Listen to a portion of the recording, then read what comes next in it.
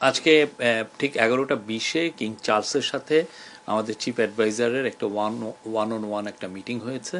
এটা একটা private meeting ছিল, এটা ওনারা দুজনই ছিলেন ওই মিটিংয়ে। এবং সেই মিটিংয়ে বাংলাদেশের যে যে যেই একটা বড় রকমের একটা যে ট্রানজিশন হচ্ছে সেগুলো নিয়ে কথা হয়েছে। আর আমাদের চিফ অ্যাডভাইজার কিং চার্লসকে জানিয়েছেন যে তারা কী কী রিফর্ম ইনিশিয়েটিভ নিয়েছেন, এই ইন্টারিম গভর্নমেন্ট কী কী রিফর্ম ইনিশিয়েটিভ নিয়েছে সেটা নিয়ে কথা হয়েছে। এবং কিং চার্লস যেহেতু প্রফেসর ইউনুসকে অনেক দিন থেকে চিনেন, তো সেই জন্য তাদের অনেক পুরনো অনেক ধরনের আলাপ হয়েছে। এটা 30 মিনিটসের মিটিং ছিল এবং খুবই সৌহার্দ্যপূর্ণ একটা মিটিং। এই মিটিংটা মানে আমরা বলবো যে এই পুরো ট্যুরের এটা ছিল সবচেয়েতে আমরা বলবো যে সবচেয়ে ইম্পর্টেন্ট ইভেন্ট। এবং আজকে এই মিটিংয়ে পরে উনি, এটা 11টা 50-এ মিটিংটা শেষ হয়ে যায়, উনি ফিরে এসছেন। উনি আবার বিকেলের দিকে আবার বাকিংহাম প্যালেসে যাবেন, তখন কিং চার্লস তাকে যে king Charles the 3rd harmony অ্যাওয়ার্ডটা দিবেন। এই অ্যাওয়ার্ডটা একটা রেয়ার অনার ওনার জন্য। বাংলাদেশের কনটেক্সটে এই সময়ে এইটা একটা বড় স্বীকৃতি, বাংলাদেশের মানুষ পুরো বাংলাদেশের জন্য এটা একটা বড় অনার। তো উনি যে ওনাকে এই অ্যাওয়ার্ডটা দেওয়া হচ্ছে যে ওনার লাইফ লং যে উনি যেই কাজগুলো করেছেন, যেমন ধরেন মাইক্রো ক্রেডিট পায়োনিয়ারিং করা, এবং মাইক্রো ক্রেডিট যে পুরো বিশ্বে একটা বড় রকমের একটা টুল এই ইয়েকে অ্যাড্রেস করার জন্য, পোভার্টিকে কমব্যাট করার জন্য, সেটা একটা ওনার। তারপর উনি সোশ্যাল বিজনেস নিয়ে কাজ করেছেন, সোশ্যাল বিজনেস কীভাবে পুরো বিশ্বে দরিদ্রতা কমাতে পারে। পুরো বিশ্বে অনেক অনেক ইস্যু আছে যেগুলো সত্যিকার অর্থে একটা কোম্পানি বা যেগুলো প্রাইভেট এবং প্রফিট ওরিয়েন্টেড কোম্পানি অনেক কাজ করতে পারে না, সেখানে সোশ্যাল বিজনেস ওই কাজগুলো করতে পারে। সেইখানে ওনার এই সোশ্যাল বিজনেসের কনসেপ্ট প্লাস হচ্ছে উনি 3-0 নিয়ে কাজ করেছেন। তো কিং চার্লস এই ওনার যে পুরো যে লাইফ লং যে ডেডিকেশন মানুষের জন্য, মানুষের মঙ্গলার্থে যে কাজগুলো উনি করেছেন, তারই স্বীকৃতি হবে king Charles the 3rd harmony award. King চার্লসের সাথে ওনার সম্পর্কটা অনেক পুরনো। কিং চার্লস ওনার কাজের সম্পর্কে পুরোপুরি ওয়াকিবহাল, জানেন উনি কী কী কাজ করছেন। কিং চার্লস আপনি জানেন খুবই দরিদ্র বান্ধব একজন কিং, এবং উনি এনভায়রনমেন্ট নিয়ে ওনার অনেক ভালো ভালো কাজ আছে।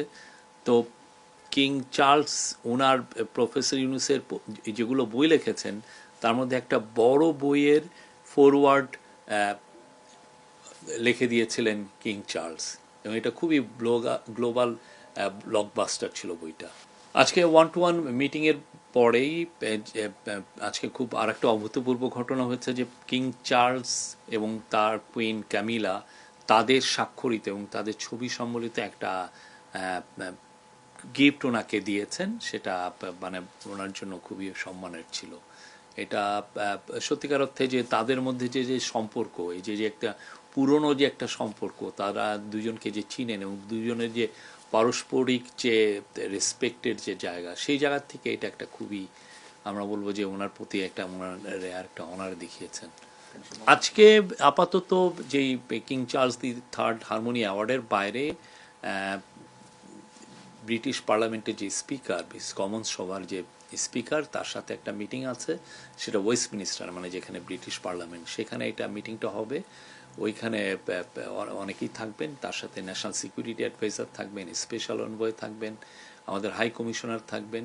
তো ওই মিটিংটা খুবই ইম্পর্টেন্ট।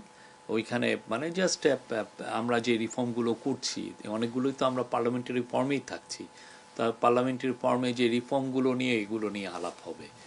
আর একটা হচ্ছে যে আমরা গত 3 দিনে, হ্যাঁ 10, 11, 12 এই আজকে সহ এই 3 দিনে কিন্তু ওনার সাথে যারা সফর সঙ্গী এসেছেন, national security adviser doctor Khalilur Rahman, special envoy Lutfe Siddiqui, তারপরে আছেন হচ্ছে অ্যান্টি করাপশন কমিশনের চেয়ারম্যান আব্দুল মোমেন, আর বাংলাদেশ ব্যাংকের গভর্নর আহসান মনসুর, এনারা 4জন কিন্তু ইন্টেন্সিভলি মিটিং করেছেন গত 4 দিনে।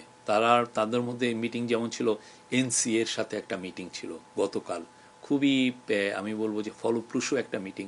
আপনি দেখেন এনসিএ কিন্তু গতকালই জানিয়েছে যে তারা এই যে সাইফুজ্জামান চৌধুরী জাবেদের যে একটা প্রপার্টি আছে 11 মিলিয়ন পাউন্ডের, সেটা গিয়ে তারা ফ্রিজ করে দিয়েছে, জব্দ করেছে। তো এইরকম তো মানে অনেকগুলো কাজ হচ্ছে, অনেকগুলো মিটিং হচ্ছে। তারপরে লুৎফি সিদ্দিকীর সাথে কয়েকজন মিনিস্টারের মিটিং হয়েছে, ন্যাশনাল সিকিউরিটি অ্যাডভাইজারের সাথে অনেকগুলো মিটিং হয়েছে। তো আমরা আশা করি যে এগুলোর মিটিংয়ের অনেকটার এটার সাকসেস ফ্রুটগুলো আমরা খুব দ্রুতই পাবো। ব্রিটেন আমাদের খুব অনেক পুরনো বন্ধু, ব্রিটেনের সাথে আমাদের একটা ফ্যান্টাস্টিক সম্পর্ক আছে, সেটারই আসলে মানে আমরা রিফ্লেকশন দেখতে পাচ্ছি গত কয়েকদিনে এই মিটিংগুলোতে। আর এই মিটিংগুলোর বড় একটা ফোকাস হচ্ছে যে অ্যাসেট রিকভারি। আপনি জানেন বাংলাদেশের থেকে শেখ হাসিনার প্রায় 16 বছরের আমলে $234 বিলিয়ন সাইফোন অফ হয়ে গেছে, মানে বাইরে চলে গেছে। এটা অনেক দেশে গিয়েছে, তার কিছু অংশ আমরা জানতে পেরেছি যে ইউকেতে এসছে। তো ইউকের যারা এগুলো নিয়ে কাজ করে তারা আমাদের সাথে যত ভালো রকমের কোঅপারেশন করছেন। আমরাও আমাদের কেসগুলো তাদের কাছে প্রেজেন্ট করছি যে দেখো এই ঘটনাগুলো ঘটেছে। তো তারা আপনারা দেখেন সেটারই ফল আপনারা অলরেডি দেখছেন। এই গতকালও একটা নিউজ হয়েছে, এর আগেও কয়েকটা নিউজ হয়েছে। তো ইউকের এই অ্যাসেট রিকভারি আমাদের জন্য খুবই একটা ইম্পর্টেন্ট কাজ। এটা বাংলাদেশের মানুষের টাকা। বাংলাদেশের মানুষকে কিভাবে গরিব বানিয়ে কিছু কিছু লোক কত বড় বড় জায়গায় কি সুবিশাল প্রাসাদ কিনেছেন। আপনি জানেন কানাডায় বেগমপাড়া হয়েছে, আমরা সাসপেক্ট করছি আরও অনেকগুলো দেশে গিয়েছে। তারই আলোকে এগুলো নিয়ে আমরা অ্যাসেট রিকভারি আমাদের একটা বড় কাজ, আমরা এই কাজগুলো করছি যাতে এই টাকাগুলো ফিরিয়ে এনে বাংলাদেশের দরিদ্র মানুষের কাজে লাগানো যায়। এটা খুবই ইম্পর্টেন্ট একটা মিটিং বাংলাদেশের জন্য, বাংলাদেশের সামনের পলিটিক্যাল বাস্তবতার জন্য। পলিটিক্যাল যে আমরা আগামীতে দেখছেন যে ইলেকশনের একটা ডেট দেওয়া হয়েছে এপ্রিলে, তো এই ডেমোক্রেটিক ট্রানজিশনের জন্য এই মিটিংটা খুবই ইম্পর্টেন্ট। এই মিটিংয়ে আমরা আশা করছি যে তারা মানে আমরা এখানে আসলে কি এজেন্ডা এটা না, তারা যে মিটিং করছেন এবং তারা সব কিছুই আলাপ করবেন। কেননা একজন হচ্ছেন বাংলাদেশের এখন ইন্টারিম গভর্নমেন্টের প্রধান, আর একজন হচ্ছেন বাংলাদেশের লার্জেস্ট পলিটিক্যাল পার্টির প্রধান।